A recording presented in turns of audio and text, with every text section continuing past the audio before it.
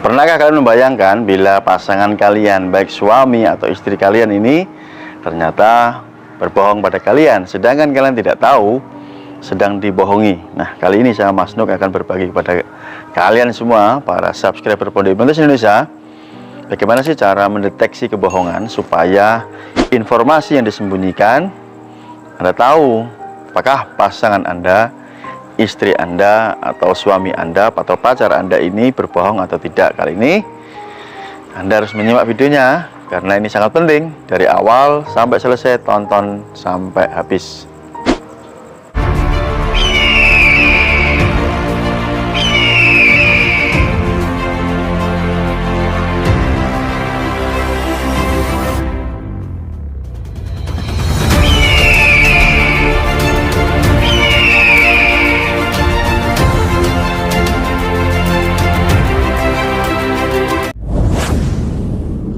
Assalamualaikum warahmatullahi wabarakatuh. Kembali jumpa dengan saya Mas Nuk dari Pondok Hipnotis Indonesia. Pada kesempatan yang berbahagia kali ini, saya Mas Nuk ingin berbagi kepada kalian bagaimana kalian nanti bisa mendeteksi pasangan Anda agar tidak mudah berbohong. Nah, ada beberapa cara yang bisa kalian lakukan agar kalian tahu pasangan Anda ini sedang berbohong atau tidak. Melalui apa? Ciri yang pertama adalah kita bisa mendeteksi dengan bahasa komunikasi atau percakapan. Yang kedua, kita bisa mendeteksinya juga melalui bahasa tubuh. Oke, jadi sebelum saya lanjutkan videonya, seperti biasa buat Anda atau teman-teman yang belum subscribe di channel ini, silakan subscribe di sini dan juga aktifkan notifikasi loncengnya. Atau buat Anda yang ingin tergabung di kelas pelatihan saya, kelas pelatihan gendam hipnotis magnetis, kalian bisa hubungi nomor WA yang ada di sini, atau jika Anda ingin membeli e-book kitab mahir hipnotisnya. Ciri-ciri atau indikator seseorang ini berbohong kepada kalian. Nah, bila seseorang ini ingin berbohong kepada kalian, artinya sedang menyembunyikan kebenaran atau informasi, ada beberapa ciri. Ciri yang pertama, orang tersebut cenderung menghindari kontak mata saat berbicara dengan Anda, dengan kalian. Misalkan Anda seorang suami ini ngajak ngobrol sama istri, saat berhadapan nih, ternyata sang istri ketika berbicara ini cenderung menghindari kontak mata, ya, cenderung. Jadi karena mereka tidak nyaman ketika ngomong, ya, apalagi ditanya tentang sesuatu begitu, dan mereka ingin berbohong atau ingin menyembunyikan informasi. Nah, mereka ini tidak berani, atau lebih tepatnya tidak berani untuk kontak mata dengan kalian, gitu. Lanjut, ciri yang kedua, biasanya ini ya, secara refleks atau secara alam bawah sadar, orang tersebut bola matanya ini cenderung larinya ke kanan, ya, bukan ke kiri. Kalau ke kiri itu datanya sudah ada di pikiran sadar, jadi sudah enak gitu ya. Kalau dia jujur ya gampang, ya, langsung ngomongnya lancar gitu ya. Tetapi kalau dia ingin menyembunyikan sesuatu informasi, ya, apalagi ini penting buat kalian, maka bola matanya ini cenderung ke arah kanan, ya. Ini tangan kanan saya kan, ini tangan kiri, jadi cenderungnya ke arah sana, entah ke atas, ke samping, atau ke bawah. Tuh, itu ciri yang kedua.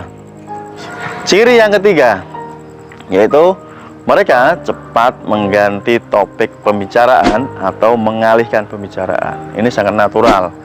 Contoh, Anda seorang suami sedang menginterogasi, ya, bahasa simpelnya nih, ya, sedang ingin tahu sesuatu yang penting. Nah, ketika ditanya, ya, mereka cenderung langsung dengan cepat mengalihkan topik pembicaraan supaya orang yang diajak ngomong ini tidak melanjutkan pembicaraan tentang tema yang sedang dicari tadi, ya.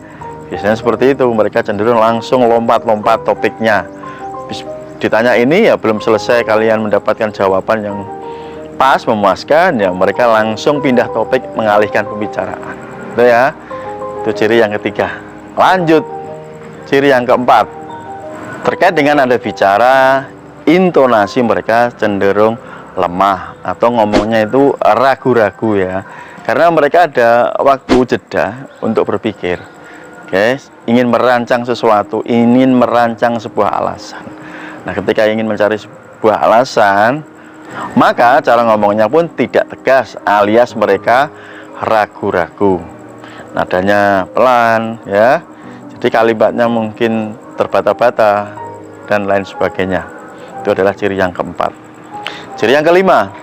Nah, biasanya orang untuk menutupi kebohongan ini bahasa tubuh mereka otomatis menunjukkan hal tersebut. Katakanlah misalkan mereka cenderung ketika berbohong memegang hidung, memegang kerah baju, telinga, atau hal-hal yang lain, atau dia kalau duduk di atas meja sambil mukul-mukul atau kakinya bergerak-gerak.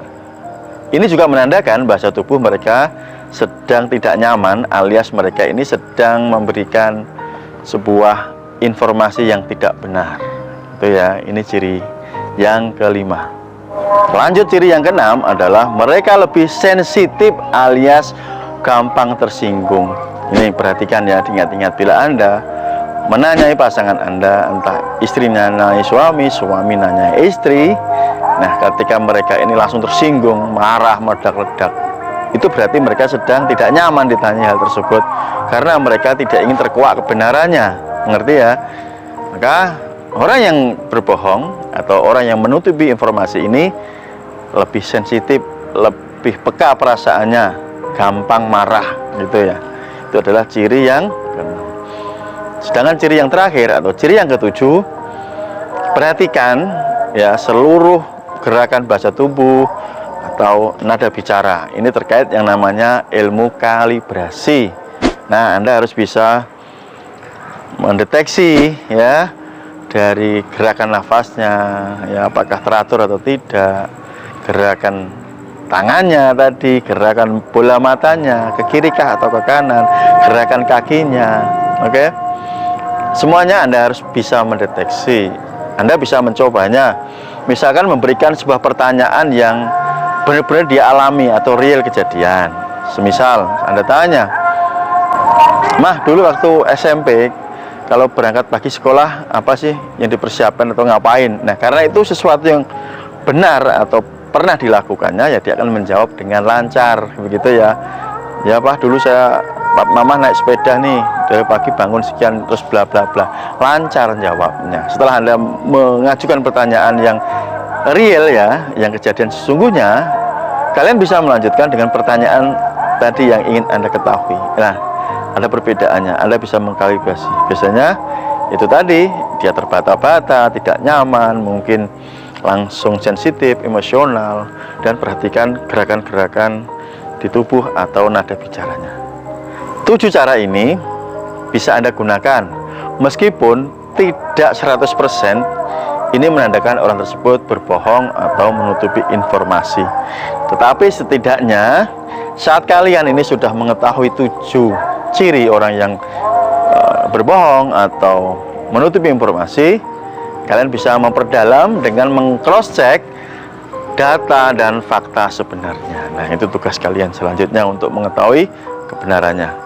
Semoga bermanfaat. Sampai jumpa di kelas pelatihan Mas Nuk. Sampai jumpa di lain waktu. Salam hormat dari saya Mas Nuk. Assalamualaikum warahmatullahi wabarakatuh.